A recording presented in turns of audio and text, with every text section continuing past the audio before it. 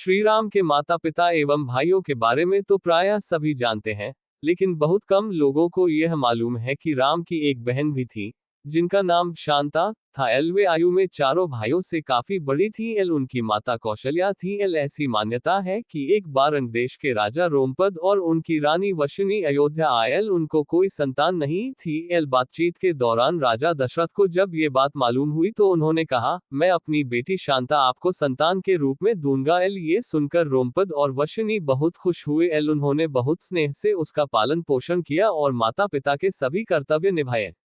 एक दिन राजा रोमपद अपनी पुत्री से बातें कर रहे थे। उसी समय द्वार पर एक ब्राह्मण आए और उन्होंने राजा से प्रार्थना की कि वर्षा के दिनों में वे खेतों की जुताई में राज दरबार की ओर से मदद प्रदान करें। राजा को ये सुनाई नहीं दिया और वे पुत्री के साथ बातचीत करते रहे। द्वार पर आए नागरिक की याचना न सुनने से ब्राह्मण को दुख हुआ और वे राजा रोमपद का राज्य छोड़कर चले गए। वह ब्राह्मण इंद्र के भक्त थे। अपने भक्त की ऐसी अनदेखी पर इंद्र देव राजा रोमपद पर क्रुद्ध हुए और उन्होंने उनके राज्य में पर्याप्त वर्षा नहीं की। इससे खेतों में खड़ी फसलें मुरझाने लगी।